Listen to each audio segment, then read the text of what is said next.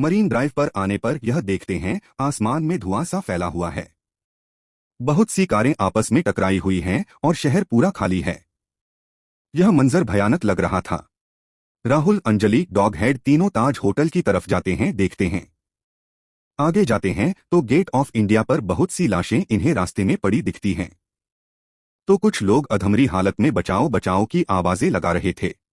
राहुल से यह सब देखा नहीं जा रहा था। राहुल उनके करीब जाने की सोचता है पर अंजलि रोकती है।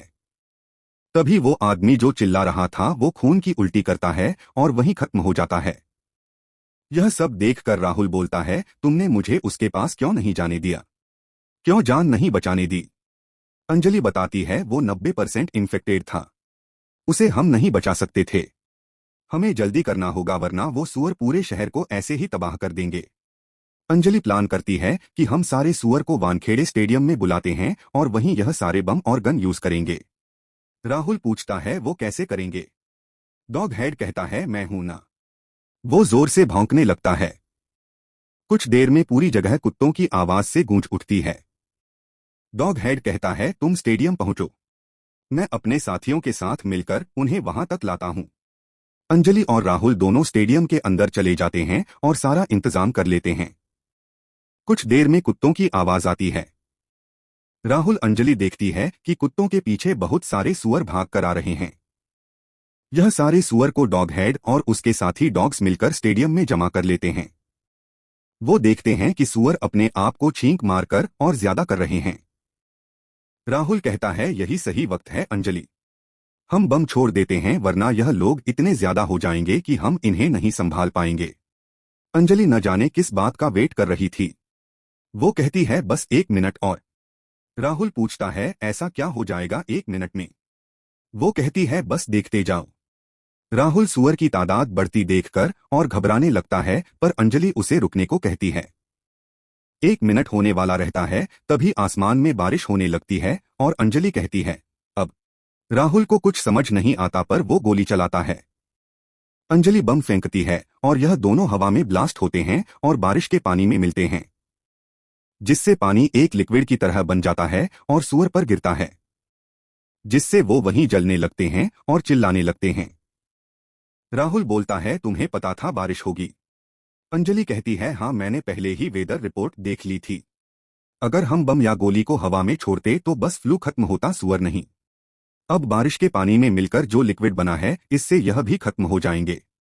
राहुल इतना सुनकर अंजलि के पास आकर उसे कसकर हक कर लेता है। कहता है तुम कमाल हो यार। अंजलि थोड़ा शर्मा जाती है। इधर डॉग हेड भी राहुल अंजलि के पास आ जाता है और अंजलि को कहता है कि यह तो मैंने भी नहीं सोचा था कि तुम्हारा यह फॉर्मूला इतना काम आएगा। राहुल कहता है हाँ, और मैंने तुम्हारे डॉग्स का भी सोचा था, वो इतने ज्यादा स्मार्ट हैं कि सुअर को यहां तक ले आए।